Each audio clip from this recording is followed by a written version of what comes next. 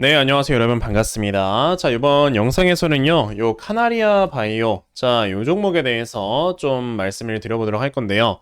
오늘 카나리아 바이오가 진짜 엄청나게 좀 안 좋은 사건이 하나 있었습니다. 진짜 오늘 아침에 좀 장 개장하고 나서 얼마 되지 않았을 때 이 뉴스가 좀 나와가지고, 와, 저도 진짜 이게 무슨 일인가 싶었을 정도였거든요. 자, 카나리아 바이오가 오늘 아시다시피 쩌마한가를 기록을 했어요. 지금 보시면 아직까지도 매도 잔량의 1,500만 주가량, 진짜 엄청나게 많은 물량이 좀 걸려있다. 자, 여기에 지금 걸리는 물량으로만 쳐도 거의 한 500억 원 정도의 물량은 걸려 있는 거다라고 지금 좀 보여지고요. 오늘 카나리아 바이오가 이렇게 좀 쩌마한가를 기록을 해줬던 이슈가 바로 뭐가 있었냐? 바로 요게 있었죠. 자, 보시면 카나리아 바이오, 오레고보맙, 이거는 이제 카나리아 바이오에서 지금 임상 3상을 좀 진행을 하기 위해서, 그러니까 난소암 치료제죠. 자, 지금 이게 난소암이라는 게 사실 전 세계적으로 희귀 질환으로 좀 분류가 되면서 요 오레고보맙이 임상 3상이 승인이 되기만 하면 정말 전 세계적으로 이 시장 자체가 한 20에서 30조 되니까 여기 시장을 좀 독점을 할 수 있을 것이다 라는 이런 모멘텀으로 지금까지 주가가 좀 많이 올라와주고 있었는데, 갑자기 뉴스가 여러분들 뭐가 나왔어요? DSMB로부터 무용성 평가 임상 3상을 중단해라 라고 권고를 받았다라는 뉴스 때문에 하한가를 갔습니다. 이거는 오늘 제가 카나리아 바이오에 대해서 좀 이렇게 영상을 찍게 된 이유는요. 저희 이제 구독자분들 중에서도 카나리아 바이오를 좀 몇 분이 매수를 하신 것 같더라고요. 그래서 그런 분들께서 이걸 좀 어떻게 해야 되는가에 대해서 그냥 좀 가감없이 말을 좀 해달라라고 말씀을 하셔서 영상을 촬영하게 된 건데, 우선 제가 먼저 좀 말씀을 드리고 싶은 거는요. 이거는 그냥 초악재입니다, 여러분들. 이거는요. 지금 카나리아 바이오라는 회사가 사실 아시다시피 현대사료라는 회사였다가, 자, 여기서 이제 카나리아 바이오로 사명을 변경을 하고 오레고보맙이라는 난소암 치료제를 만들기 위해서 이 회사를 설립을 한 거예요. 그러니까 사명을 바꾼 거죠.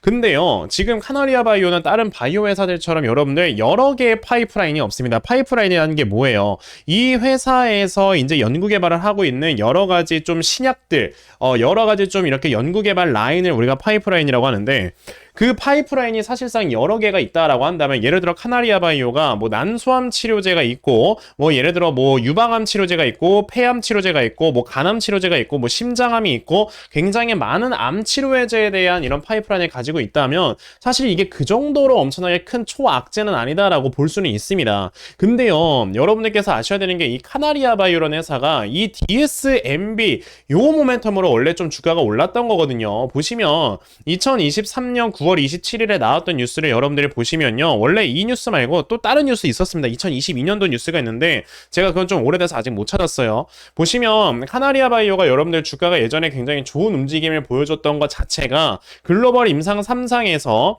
DSMB 심의에서 통과를 했다라는 이런 얘기가 있었잖아요. 그래서 여러분들 보시다시피 카나리아 바이오라는 회사가 이 뉴스가 나왔을 때가 9월이니까 요때쯤이었는데, 자, 이 당시에 주가가 그래서 미친듯이 급등이 나왔던 거고, 그리고 요 당시에도 여러분들 막 무슨 뉴스 나왔습니까? 막 여러 나라와 막 판권 계약하고 뭐 하고 막 이런 뉴스들이 막 나와주면서 주가가 진짜 미친듯이 올라가주는 이런 모습이 나왔었단 말이에요. 그러면 DSMB에서 임상 3상 뭐 이런 좀 유효성이 입증됐다라는 이런 뉴스나 이런 모멘텀으로 주가가 올라간 거고, 그리고 다른 파이프라인 자체가 없다 보니까 난소암 치료제, 그러니까 오레고보맙 이거 하나만 믿고 사실 지금까지 회사를 좀 운영을 해왔다라고 해도 과언이 아닐 정도죠. 근데요, 지금 파이프라인이 하나밖에 없는 이 회사가 그 파이프라인 딱 하나인 오레고보맙이 여러분들 뭔 뉴스가 나왔다고요? DSMB로부터 무용성 평가 임상 3상 중단을 권고받았다고.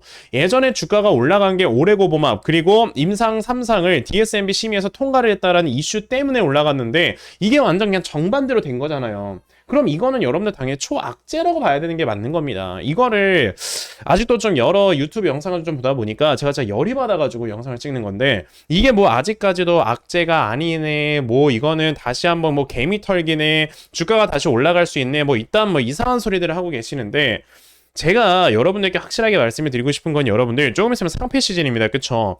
상패 시즌일 때는요, 우리가 사실 뭐 실적이 뒷받침이 안 된다든지 아니면 좀 관리 종목으로 지정이 될 수 있다라든지 예를 들어 뭐 매출액이 안 나오는 이런 회사들 있잖아요. 그런 회사들 같은 경우는 우리가 진짜 매매를 좀 피해야 된다라고 말씀을 드리는데 거기에 지금 이 카나리아 바이오 같은 경우는 여러분들 진짜 이거 잘못하면은 거래 정지의 상장 폐지까지 갈 수도 있어요. 물론 안 갈 수도 있습니다. 왜냐하면은 카나리아 바이오의 최대 주주가 카나리아 바이오 M이라는 회사인데 이 회사가 지금 좀 특이한 게 이 회사의 지분을 55%나 들고 있어요. 55%를 들고 있다는 건 여러분들 이 회사가 지금 시가총액이 6,600억이니까 거의 뭐 한 3,000억 넘게 좀 들고 있다라고 보시면 되겠죠.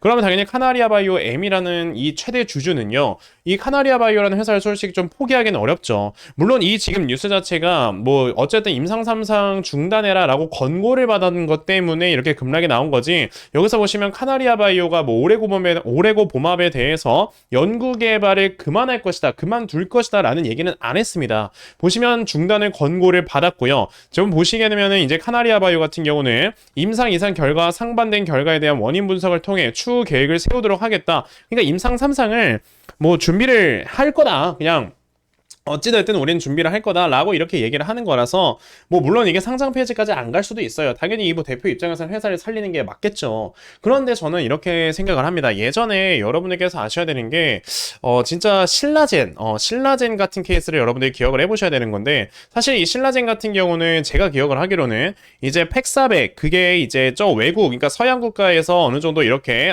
좀 비슷한 사양 이런 좀 비슷한 이슈였어요. 뭐 DSMB였나 DMC였나 아무튼 거기서 임상 이제 실험을 중단을 해라라고 이렇게 권고를 받았는데 이제 당연히 서양 국가에서 그런 걸 받았으니까 거기서 더 이상 임상 실험을 못 하지 않습니까? 그래서 이제 한국으로 넘어와서 임상 실험을 했다가 임상 실패되니까 여러분들 어떻게 됐어? 상장 폐지됐단 말이야. 상장 폐지 아니라 거래 정지됐단 말이에요.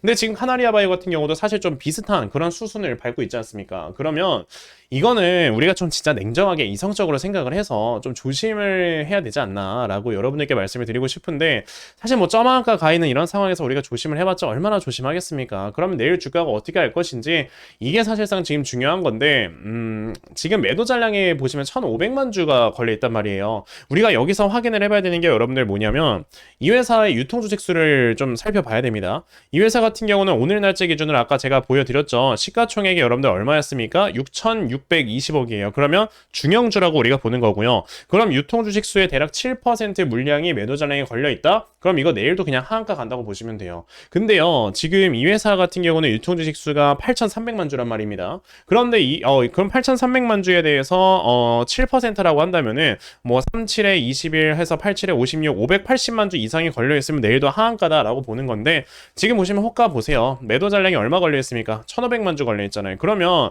이거는 내일도 하한가를 갈 수가 있겠구나 라고 생각을 하셔야 되고 진짜 잘못하면 또 점화갈 수 있단 말이에요. 그러니까 만약에라도 이걸 뭐 핫다를 하시는 분들이나 이런 분들이 계시면은 진짜 좀 웬만하면 하지 말아라 라고 말씀을 드리고 싶고요. 이거를 지금 보유하고 계신 분들이라면 진짜 좀 마음이 찢어질 겁니다. 저도 이런 걸 좀 경험을 해본 적이 있어가지고 마음이 찢어질 거지만 지금 당장 여러분들이 뭔가 할 수 있는 게 없어요. 그렇잖아요. 그리고 내일 또 저는 하한가를 갈 거다라고 생각을 하고 있기 때문에 대략적으로 뭐 한 2,450원까지 주가가 떨어지겠죠. 근데요 진짜 여러분들께 하나 좀 드리고 싶은 말씀은 어쨌든 주식이라는 거는 내가 돈을 잃는 상황도 있지만 돈을 따는 상황도 있다. 그러니까 수익을 보는 상황도 있다라는 걸 생각을 하시고 막 다른 유튜브 영상들에 막 속아가지고 이게 개미털기네 뭐네 뭐 이런 얘기들에 막 속아서 이거를 그냥 아무런 대응도 하지 않고 그냥 계속해서 홀딩하는 이러한 좀 어리석은 매매는 안 했으면 좋겠습니다. 제가 여러분들께 하고 싶은 말은 뭐냐면요. 내일 우선 하한가 가요. 그러면 어쨌든 안 팔릴 거예요.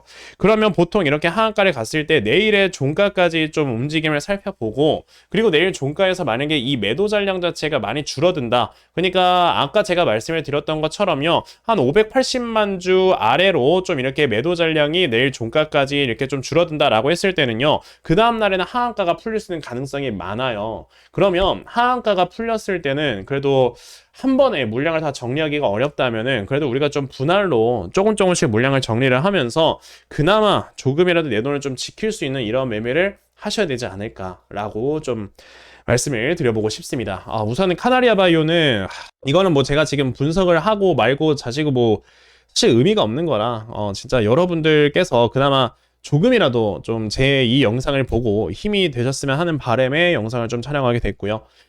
이 영상이 여러분들 좀 도움이 되셨다면요. 정말 좀 괜찮은 매매를 이어 나가셨으면 좋겠습니다.